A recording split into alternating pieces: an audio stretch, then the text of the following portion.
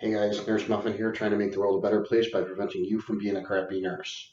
Today's topic is going to be interpreting EKGs, or cardiac rhythms, really, not necessarily a 12-lead EKG, but just trying to give you the basics on how to interpret your rhythms when you're looking at them on a cardiac monitor, or on telemetry, or just getting your basic rhythm on an EKG.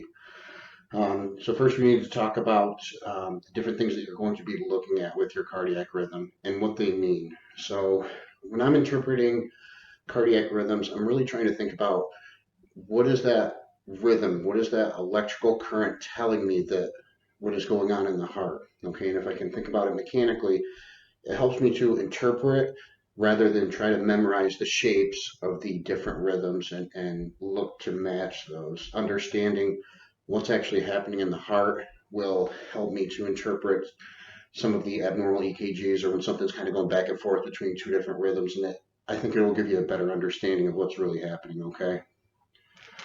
So what I've got here is a sinus beat, okay? And in a sinus beat, and I know we talked about this in the intro to cardiac, you're going to have your P wave. Your P wave is the top two chambers of your heart contracting, or the signal trying to tell it to contract, and that's your atrium. So in a healthy heart, you're going to have your signal going from your SA node down through your atrium, causing them to contract. That atrial contraction is your P wave, okay? That's going to go down through the AV node and hit your ventricles and cause your QRS complex. That's your ventricular contraction, the bottom chambers of your heart contracting.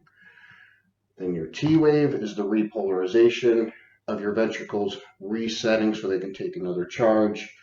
And again, this does happen in the atrium, but it's buried in the strong QRS complex, so you're not going to see that, okay? So let's think about some things here that can go wrong.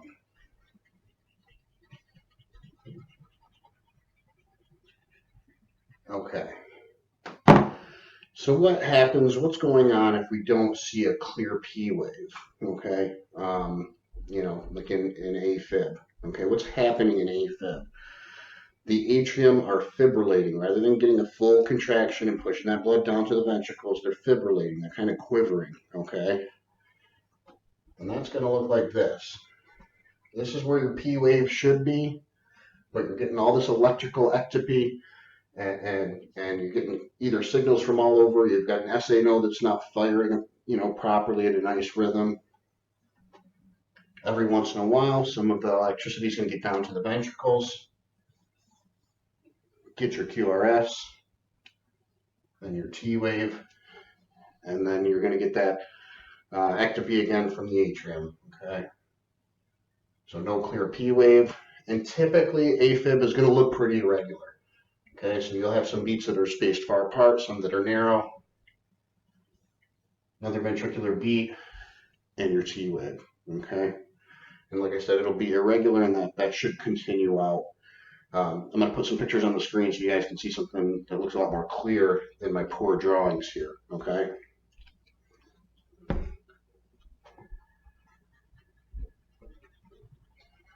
So what happens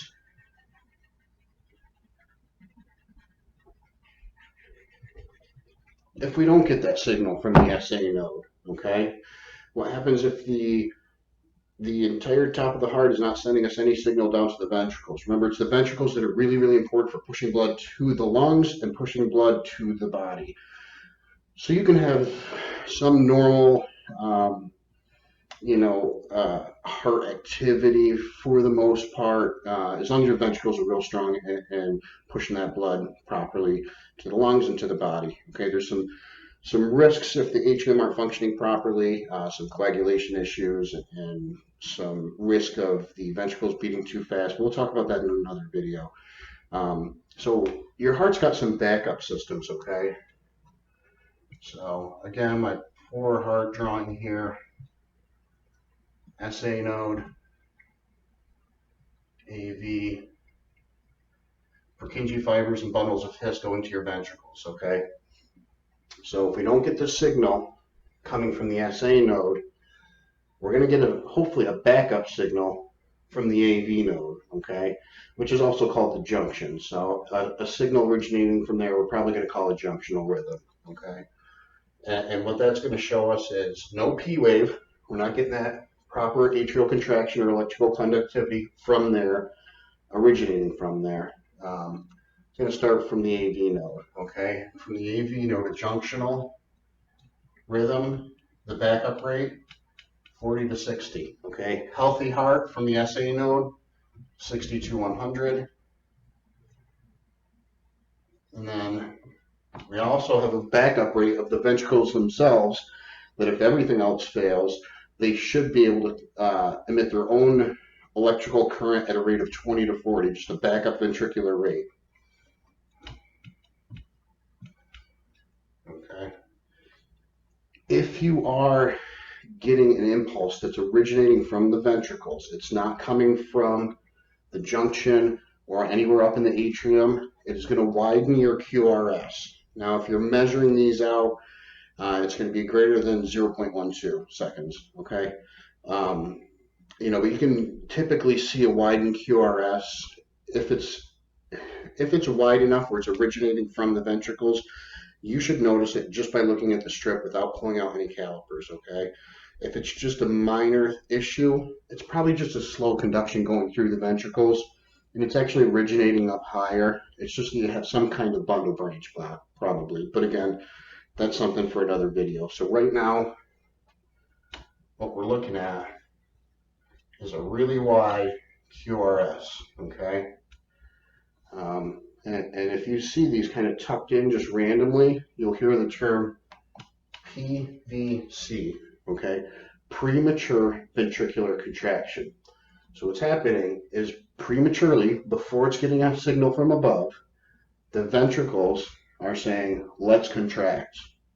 And when that impulse originates in the ventricles, it's going to widen that QRS complex.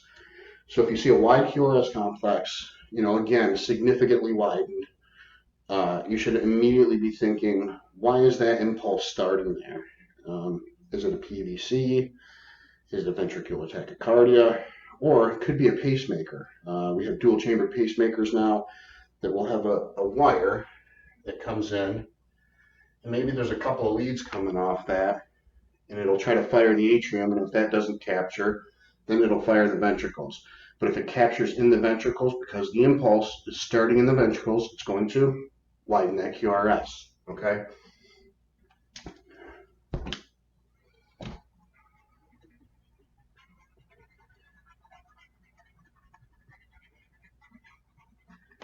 All right. So what happens if we have a tachycardia that is completely wide complex, okay? So we have these wide complex, just over and over. That's a ventricular tachycardia. That means the ventricles on their own without a signal from above are just contracting away, okay, just going nuts, okay? With this, you can have a pulse or you can not have a pulse, and that you're going to treat that differently, you know, in your code situation according to your ACLS algorithm, and we can go into that later on, but for this, we're just going to do the interpretation here, okay? So we've got ventricular tachycardia, widened QRS, tachycardic, okay?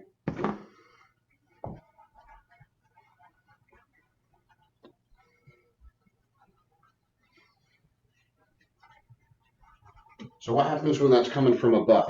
Okay, we talked about the AFib. So every once in a while, that activity from the atria is going nuts, right? And sometimes the ventricles will respond to that. So we call that a rapid ventricular response. AFib with RVR is how you're going to hear it told. You're going to have all this no clear P wave, narrow QRS, right? Because it's coming from above the ventricles. It's coming from the ectopy above the heart. It's not starting in the ventricles. QRS, and it's going to be irregular, okay? You're going to have an irregular rhythm, narrow QRS, no P waves. No P waves, we're thinking AFib, okay? No full atrial contraction. Now, what if we are getting full atrial contraction, but it's at a fast rate, kind of like what we talked about with the ventricles here.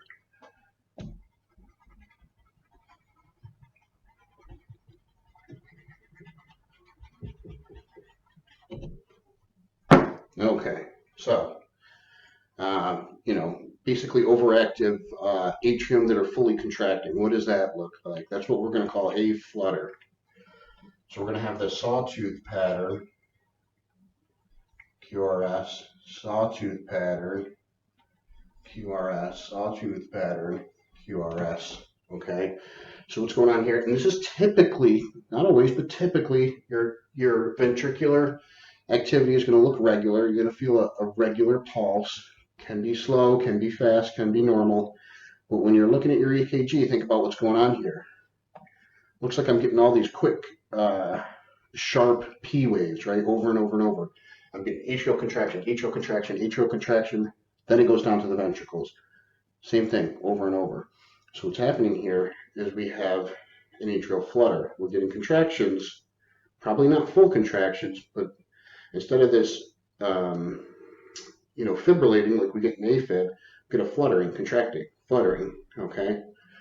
So that's what we're seeing here, is we're seeing these sharp P waves at a quick rate, and then if it's just a normal A flutter, it's going to be a regular rhythm, and sometimes this will cause a tachycardia. You can also get a rapid ventricular response, again, from all this extra activity in the P wave, usually from an overactive SA node, firing just too fast.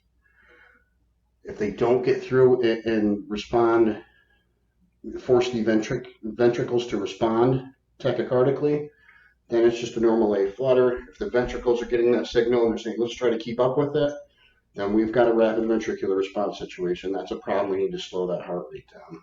Okay.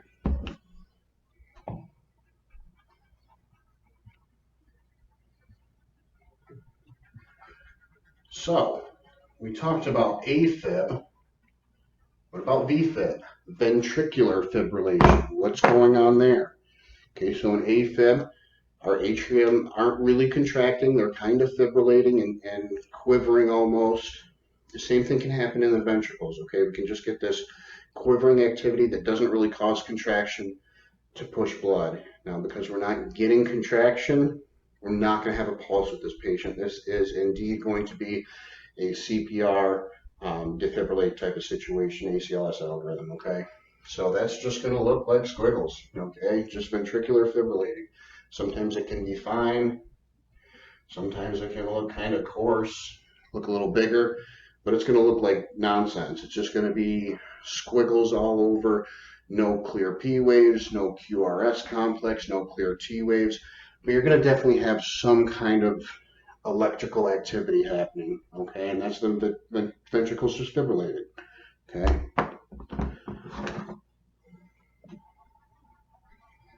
What if we have nothing, okay? What if we have no electrical activity happening whatsoever in the heart? Flatline. We call that asystole in the hospital, okay? But that's your flatline. Now, if you're in a code situation, this is treated differently than VFib. So you want to adjust your monitor to make sure you increase the size of the gain to see if you don't just have a fine VFib, okay? Make sure there's no activity there. This you don't shock, this you do shock. So you want to make sure you get a good clear picture and you know what you're looking at, okay? Now there's some situations where we're going to have a tachycardia. We're not going to be 100% sure on what's causing it, right? I'm going to warn you now, this is going to be a bad drawing, so look on the screen, the picture that I post. So we have, let's say, a narrow QRS. Okay, I know it's kind of hard to see, but I'm calling that a narrow QRS, and it's tachycardic, and I have no idea what's going on between these QRS complexes. They're just too tightly squeezed together, okay?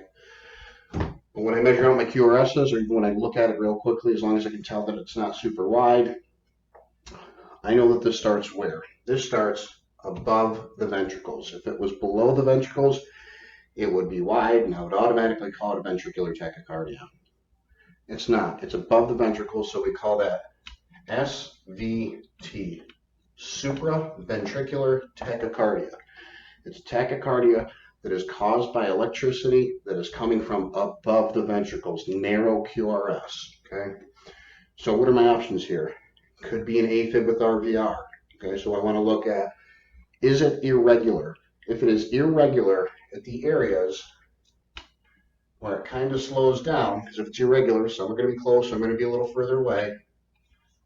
What's in here? No clear P wave, probably AFib with RVR.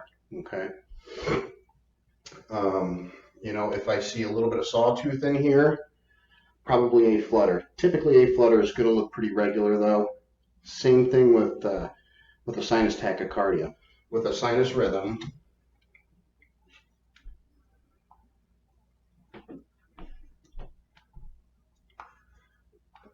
it's tachycardic. Okay, so if it's regular and tachycardic, sinus tach. If we can see P waves, we have our narrow QRS, and T waves, then we're looking at sinus tachycardia. If things are so close together, we can't tell what's going on, but it looks regular, we're going to call it SVT because we're not sure. We don't know if it's a really fast sinus tachycardia, if it's an A flutter that's causing it, and that if we could like slow the heart down, if we're going to see sawtooth, we can't tell because everything is just so close together. Okay, so we're going to call it SVT. What else can we talk about? Junctional rhythms. This is always one that a lot of people have a hard time with, including myself, for quite a while. Okay. Now the backup junctional rate is 40 to 60. So you think if you have a rate of 40 to 60, it's got to be junctional. No, because we can have a slow AFib. You know, AFib doesn't have to be at a rate of 60 to 100. A lot of times it's not. It can be a little slow. Same thing with flutter. You know, and vice versa. We can have a junctional rhythm that is faster. We call that accelerated junctional. So how do I identify that it is indeed junctional? Okay, so it's starting here, right? If the impulse is starting there, I'm going to have a couple things possibly happen. I could have no P wave, right? Because it's not starting here. If I do have a P wave, where is it going to be? What's going to happen to it? If my signal is starting at the AV node and it's spreading both directions, because it can do that, we can get the signal start at the AV and head up to the atrium and cause contraction and down to the ventricles. Okay, but what's that going to look like? So what I'm going to have is either no P wave because I'm not getting atrial contraction, or it's hidden in my QRS. And then I'm going to have my T wave, no P wave, QRS, T wave. So I can have that happen, or that signal from the AV node hits the ventricles and then the atrium. And remember, narrow QRS, because the impulse is starting above the ventricles still lower than the SA node, but above the ventricles, so narrow QRS. I could have an inverted P wave.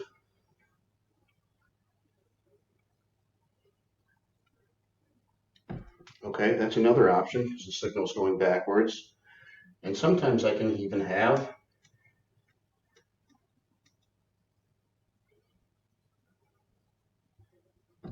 my P wave after my QRS and before my T wave, because that signal is taking longer to get up to that SA node to cause a contraction. Okay, so junctional can be a little difficult to determine, but you're going to be seeing some kind of P wave abnormality. Absence of P wave, inverted P wave after the QRS. You're going to see something odd with that P wave. All right. Now, in a normal junctional, the signal is just starting there because we have an SA node dysfunction. Going to be rated at 40 to 60. If you have something that looks like a sinus rhythm, but you have no P waves and it's a nice regular rhythm, and you don't have that ectopy like you do in AFib, it's pretty nice, flat, smooth line, probably looking at junctional rhythm. If it's 60 to 100, probably accelerated junctional. Okay, that's what we call it when it's, even though it's a normal heart rate, it's faster than what it should be coming from that AV node or that junctional node. Okay, So that's why we call it accelerated, even though maybe its rate is 60 or 70 or 80.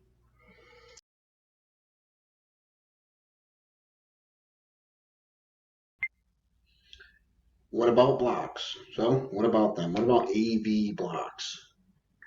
Atrioventricular blocks. There's a block somewhere in this signal coming from the SA node through the AV node down to the ventricles. For some reason, that process is getting interrupted. Okay, first degree, second degree, and third degree with two different types of second degree. Start with first degree. First degree block just means that the signal coming from the SA node down to the ventricles is moving slowly. That's it. So you're going to have a long, what we call PR interval, or the space between your P wave and your QRS. So P wave, long space, QRS, T. That's your first degree block. This is that PR interval right here. PR. Okay. When you measure that out, it's going to be greater than 0.2 seconds. Okay, that's it. First degree block is very simple. It's just taking a long time from the signal to get from the atrium down to the ventricles. That's it. Easy peasy. Okay. Second degree. All right. Second degree block means that it's a little worse than what we're having here because we are missing ventricular contractions at some point in time. We are going to have a missing ventricular contraction because the block is a little more severe. So there's two different types here. First, type 1, second degree, type 1, what we're going to have is normal looking beat. Then we're going to have something here that looks kind of like a type 1, right? This PR interval has gotten longer, okay? And that can continue to happen, get even longer, okay? Normal, longer, longer. I'm just continuing on over here. And then what will happen? Dropped beat. Missing a QRS.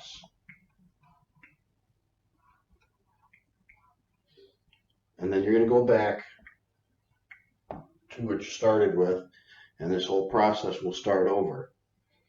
Your PR interval will get longer, longer, then it'll drop. Okay, it does not have to be at a rate of 3 or 2, as long as you're noticing that that PR interval is changing. It's getting longer until eventually that signal just disappears.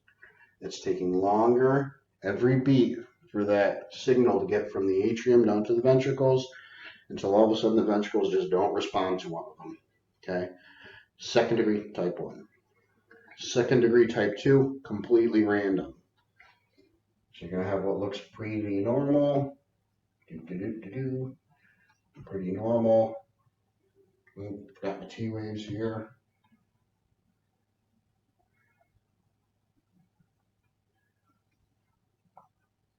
And all of a sudden you're going to have a P wave and nothing. Normal beat. Okay. So everything's going to look fine. Your PR interval is going to be looking good, looking consistent between entire beats, and then all of a sudden you're going to have this lowly P wave with no ventricular contraction afterwards. Second degree, type 2. Okay. Third degree heart block means there is it's also called a complete heart block. It's a complete block somewhere in here. Something is causing a complete block from the atrial contraction to the ventricular contraction. They are functioning completely independently. Okay, it's going to be a little hard for me to draw, so bear with me, but this is what's going on. Typically at a rate of 60 to 100, that's our normal atrial rate. That's what the SA node should be sending down, right? So our SA node is clipping along at 60 to 100. That's what these are. These are our P waves. Nice and regular, at a rate of 60 to 100. And then we're going to have our ventricles doing their own thing, completely unrelated, at a rate of 20 to 40, so a lot slower. Okay, and Keep in mind, the impulse of the ventricles, even though the SA node is firing, the ventricles are contracting, something is blocking, completely blocking that signal. So the ventricles aren't getting nothing from above. So they're going to do their own thing, and it's going to widen that QRS complex because they're originating their own beat. Okay, so that's going to look like a PVC basically.